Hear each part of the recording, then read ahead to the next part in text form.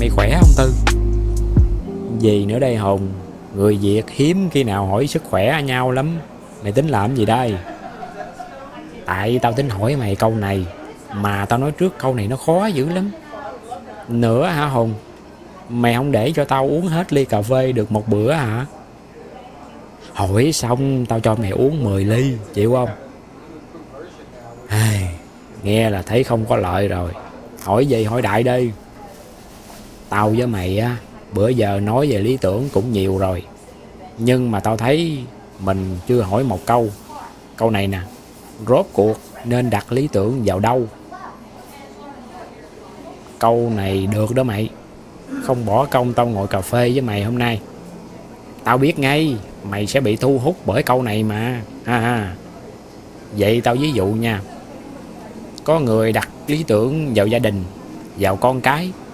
Có người thì đặt vào công bằng tự do của xã hội. Người thì phấn đấu làm sao cho đất nước giàu mạnh. Có người đặt lý tưởng vào khoa học, vào tôn giáo. Có người lại đặt vào tình yêu. Thậm chí có người chỉ cần có một người yêu thôi là mãn nguyện rồi. Vậy theo mày á, cái nào mới đáng là lý tưởng? Tao không nghĩ là có cái nào mặc nhiên là đáng hay là đúng đâu. Mày tính nói với tao là không có đáp án chung nữa chứ gì? Chứ mày muốn tao bịa ra một cái đáp án cho thỏa cái lòng mày thôi hả?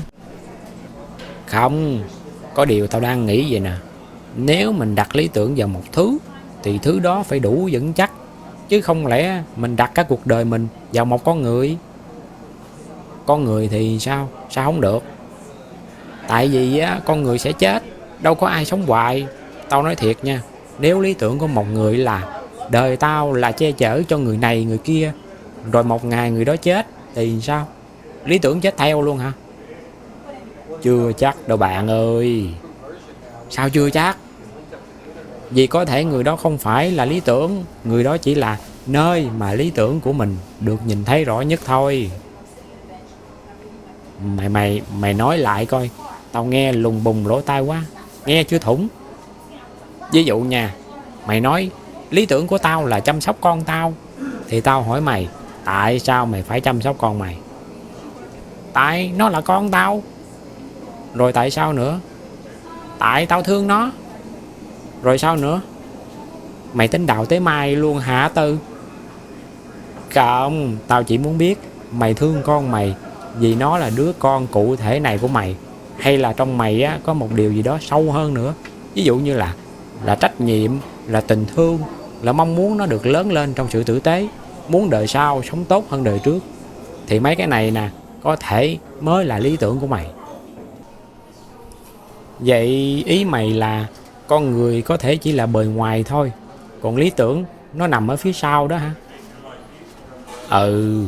Một người có thể chết, nhưng điều mình sống vì người đó chưa chắc chết đâu. Mày ví dụ thêm cái coi, tao chưa hiểu hết luôn. Một người cha cả đời nuôi con, không phải vì đứa con trả ơn, mà vì ông tin đã sinh ra nó thì phải có trách nhiệm nuôi nó thành người. Đứa con sau này chết trước ổng, đau chứ. Mày nghĩ lý tưởng của ổng sẽ chết theo đứa con luôn chứ vậy? Chưa chắc. Vì cái điều ổng sống theo bữa giờ đó không chỉ là đứa con, mà là trách nhiệm với một con người. Mày phân tích vậy thì nghe nó khác hẳn đó mày. Khác chứ. Một cái là tao sống vì con tao, một cái là tao sống vì điều tao tin là đúng đối với một đứa trẻ. Hai câu nghe gần giống nhau, nhưng khi người kia không còn nữa, nó khác rất xa.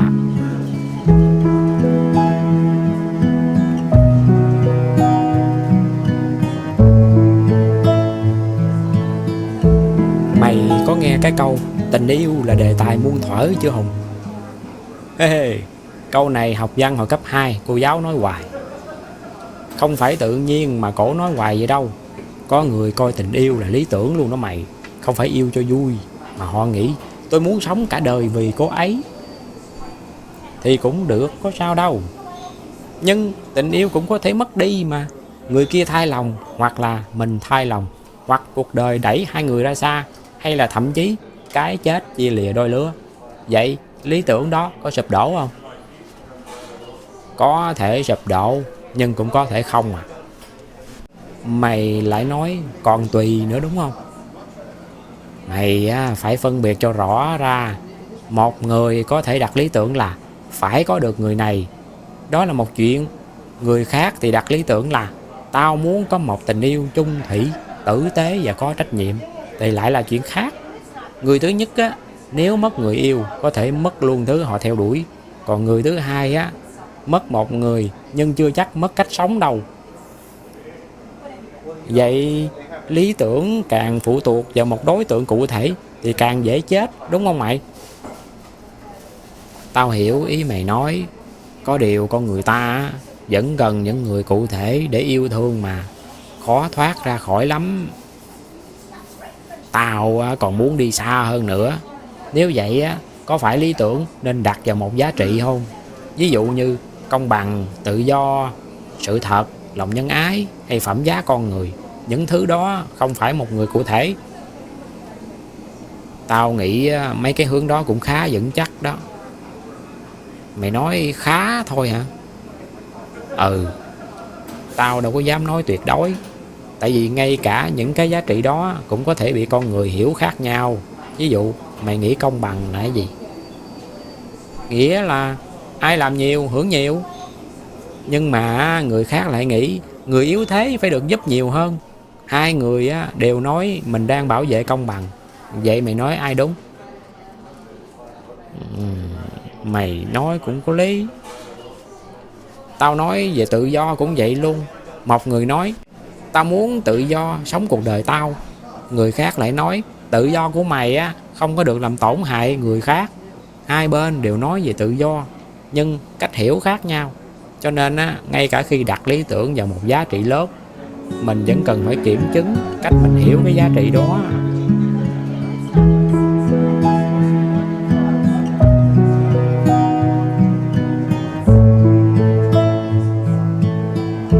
Vậy coi bộ không có thứ gì hoàn toàn an toàn hết hả Tư? Trên đời không có gì tuyệt đối mà bạn già ơi. Hay, con người thì chết, tình yêu thì có thể đổi thay, gia đình thì cũng có lúc hợp tan, tiền, danh vọng cũng là hão quyền, xã hội thì luôn thay đổi. Ngay cả những cái như công bằng, tự do, nhân ái cũng được hiểu khác nhau. Vậy rốt cuộc đặt lý tưởng vào đâu mới không sợ bị mất đây? Tao nghĩ nếu mày chắc chắn mọi thứ sẽ tồn tại mãi thì mày cần gì phải trung thành. Nếu người mình yêu chắc chắn không bao giờ rời đi thì chung thủy có còn khó không? Nếu mình chắc chắn sẽ thành công thì kiên trì còn có đáng nói đâu. Nếu người thân chắc chắn sống hoài với mình cả đời thì chăm sóc họ còn là lựa chọn đạo đức không Hồng? Có khi chính vì biết mọi thứ có thể mất đi mà mình mới phải quyết định mình muốn sống thế nào trong lúc nó còn ở đây. Nói gì thì nói, tao vẫn muốn lý tưởng của mình sống lâu hơn mình. Tao không muốn chết là hết. Tao muốn cái mình tin sau khi tao chết nó vẫn phải còn. Vậy thì đừng có đặt toàn bộ lý tưởng vào bản thân mày. Là sao? Không hiểu. Vậy ha, nếu mày nói lý tưởng của tao là tao phải làm được chuyện này thì khi mày chết là nó dừng lại. Còn nếu mày nói lý tưởng của tao là góp một phần để điều này tốt hơn thì sau khi mày chết người khác có thể tiếp tục Tao chợt nghĩ có khi lý tưởng không nên đặt vào một người, cũng không nên đặt hoàn toàn vào một kết quả, mà đặt vào cách mình muốn con người sống với nhau như thế nào. Nãy giờ tụi mình suy tư cũng nhiều rồi. Tao hỏi mày câu riêng tư được không Hồng? Hỏi đi.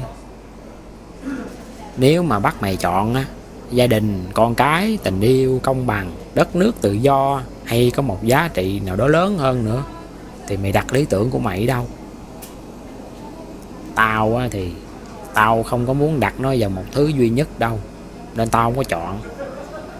Sao vậy? Tao muốn có một cái gốc, rồi từ cái gốc đó mới đi ra những thứ khác. Cái gốc mà mày nói là cái gì? Nói rõ hơn chút đi. Tao nghĩ là phẩm giá của con người. Tao muốn mỗi con người đều đáng được đối xử như một con người. Không phải vì họ giàu, họ giỏi, không phải vì họ thuộc phe nào, có ích cho mình hay không, mà chỉ vì họ là một con người. Nếu tao giữ được cái đó thì tao có thể yêu gia đình, quê hương, theo đuổi công bằng tự do, rồi có thể chăm sóc một người và có thể hy sinh. Nhưng mà tao sẽ vẫn có một cái để có thể quay về được. Đó là cái gốc của mình, theo ý mày nói đúng không? Đúng. Nếu một ngày nào đó tao thấy mình đang chà đạp lên phẩm giá của người khác, thì tao phải đủ can đảm để hỏi lại, có phải tao đang bảo vệ lý tưởng, hay tao đã biến lý tưởng thành cái cớ cho mình? Tao hiểu rồi. Có lẽ lý tưởng không nên là một người, không nên chỉ là một mục tiêu hay là một kết quả. Nó phải là một điều mình tin đủ sâu để sống theo. Nhưng đồng thời nó phải đủ rộng để khi mình mất một người nó không chết theo, đủ vững để khi hoàn cảnh thay đổi nó cũng không có biến mất. Tao cũng nghĩ vậy đó. Hồi trẻ tao tưởng lý tưởng là thứ mình phải tìm thấy. Giờ tao nghĩ có khi nó là thứ mình phải xây dựng nên, rồi giữ, rồi sửa chữa, kiểm chứng, rồi có lúc phải bỏ đi một phần, nhưng vẫn giữ lại cái gốc Nghe cực quá mẹ ơi. Nhưng mà làm người mà, đâu có dễ như uống ly cà phê. Đời người không có hướng dẫn sử dụng đâu, không có bảo hành, mà còn phải tự chịu trách nhiệm nữa. Vậy mà thiên hạ vẫn cứ đẻ con đó thôi.